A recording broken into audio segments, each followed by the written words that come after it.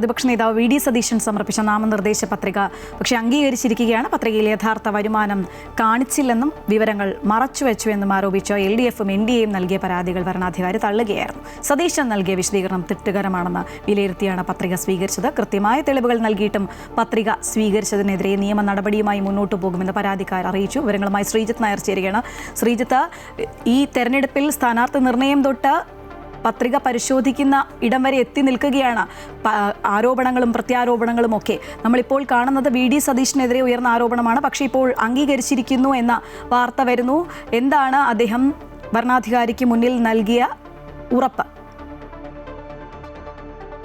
ശ്രീജ, ആസ്തി വിവരങ്ങൾ മറച്ചുവെച്ചെന്ന പരാതിയെ തുടർന്നാണ് വി ഡി സതീശന്റെ നാമനിർദ്ദേശ പത്രിക അല്പനേരം മാറ്റിവെച്ചത്. സൂക്ഷ്മ പരിശോധന പിന്നീട് താൽക്കാലികമായി റിട്ടേണിംഗ് ഓഫീസർമാർ മാറ്റിവെക്കുകയായിരുന്നു. എതിർ സ്ഥാനാർത്ഥികൾ, പ്രത്യേകിച്ച് ടൈസൺ മാസ്റ്ററും NDA സ്ഥാനാർത്ഥിയുടെ പ്രതിനിധികളും ഉൾപ്പെടെയുള്ളവർ പരാതികൾ ഉന്നയിച്ചതിന്റെ അടിസ്ഥാനത്തിലാണ് ഈ നടപടി വന്നത്. പ്രധാനമായും കൈവശമുള്ള സ്വർണത്തിന്റെ മൂല്യം കുറച്ച് കാണിച്ചു, വരുമാന സ്രോതസ് കൃത്യമായി വെളിപ്പെടുത്തിയില്ല എന്നൊക്കെയുള്ള പരാതികളാണ് ചൂണ്ടിക്കാട്ടിയാണ് പരാതി വന്നിരുന്നത്. ഔദ്യോഗിക വാഹനത്തിന്റെ പേരിൽ ട്രാഫിക് പെനാൽറ്റി തുക അടച്ചു തീർത്തിട്ടില്ലായിരുന്നു.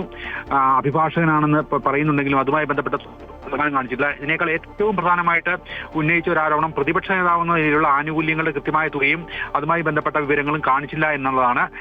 ഇത്തരം കാര്യങ്ങളാണ് പ്രധാനമായും കാണിച്ചിരുന്നത്. പക്ഷേ സതീശന്റെ ഇത്തരം വിവരങ്ങളുടെ അടിസ്ഥാനത്തിൽ സതീശന് കൃത്യമായ കുറെ വിവരങ്ങൾ നൽകിയിരുന്നു. അതിന്റെ അടിസ്ഥാനത്തിൽ പത്രിക സ്വീകരിക്കാനാണ് റിട്ടേണിംഗ് ഓഫീസർമാർ തീരുമാനിച്ചത്. പക്ഷേ പരാതിക്കാരന്റെ പ്രതികരണം നമുക്ക് ലഭ്യമായിട്ടുണ്ട്. അതിൽ അദ്ദേഹം പറയുന്നത് നമ്മൾ നിയമ നടപടിയുമായി മുന്നോട്ട് പോകുമെന്നും പല കാര്യങ്ങളും അടിസ്ഥാനമുള്ള ആരോപണങ്ങളാണ് ഉന്നയിച്ചതെന്നും അത് ഏകപക്ഷീയമായി റിട്ടേണിംഗ് ഓഫീസർ ഈ ഘട്ടത്തിൽ തള്ളുകയാണെന്നും ഉടനെ കേസുമായി കോടതിയിൽ പോകാൻ തിരഞ്ഞെടുപ്പ് ആയതുകൊണ്ട് ബുദ്ധിമുട്ടുള്ളതുകൊണ്ട് അതിനുശേഷം നിയമ നടപടിയുമായി മുന്നോട്ട് പോകുന്നുള്ള കാര്യമാണ് ആ പ്രതികരണത്തിൽ ലഭ്യമാക്കിയിട്ടുള്ളത്. എന്തായാലും നിലവിലെ കണക്കനുസരിച്ച് UDF സ്ഥാനാർത്ഥിയെ പ്രതിപക്ഷ നേതാവ് വി ഡി ഭാര്യം പ്രിയയ്ക്കും കൂടി 1,22 ലക്ഷം രൂപയുടെ നിക്ഷേപമുണ്ട്. സത്യവാങ്മൂലത്തിൽ പറയുന്നതാണ്. ബാങ്ക് നിക്ഷേപമായി 53 ലക്ഷം രൂപ, ഭാര്യയുടെ പേരിൽ 68,45,474 രൂപയുണ്ട്. ഇതുകൂടാതെ അവരുടെ ഓഹരി ആയിട്ട് കിട്ടിയ തുകകൾ, അതിന്റെ വസ്തുവിന്റെ മൂല്യങ്ങളും പറവിലെ 30 സെന്റ് സ്ഥലവും ഒക്കെയായി 1,85,27,520 രൂപയുടെ മൂല്യമുള്ള സ്ഥലം ഭാര്യയുടെ പേരിലുണ്ട്. ഇങ്ങനെയുള്ള വിവരങ്ങളെല്ലാം കാണിച്ചിട്ടുണ്ട്. പക്ഷേ പ്രതിപക്ഷ നേതാവ് എന്നുള്ള നിലയിൽ കിട്ടിയിരിക്കുന്ന തുക അത് കാര്യമായി കാണിച്ചില്ല, അതിന്റെ തുക ഉൾപ്പെടുത്തിയില്ല എന്നുള്ളതാണ് പരാതിക്ക് അടിസ്ഥാനമായത്. ഇതോടൊപ്പം തന്നെയാണ് നേരത്തെ സൂചിപ്പിച്ചതുപോലെ ആലപ്പുഴ ജില്ലയിൽ G സുധാകരൻ അവരന്റെ പത്രിക തള്ളിയിട്ടുണ്ട്. സത്യവാങ്മൂലം പൂർണ്ണമല്ല എന്നുള്ള കാരണത്താലാണ് പത്രിക തള്ളിയത്.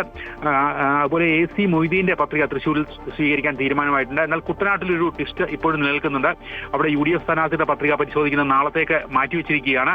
മറ്റ് സ്ഥാനാർത്ഥികൾ ആക്ഷേപം ഉന്നയിച്ചതോടുകൂടിയാണ് നാളെ രാവിലെ 10 മണിയിലേക്ക് ഹിയറിംഗ് മാറ്റിയിരിക്കുന്നത്. കൂടുതൽ വിവരങ്ങൾ, കൃത്യമായ വിവരങ്ങൾ നമുക്ക് 5:30 ശേഷം അറിയാൻ കിട്ടും. പക്ഷേ കുട്ടനാട്ടിലെ കാര്യം അറിയണമെങ്കിൽ നാളെ രാവിലെ ആണ് ഹിയറിംഗ് ബാക്കി വെച്ചിരിക്കുന്നത്. ശ്രീജ.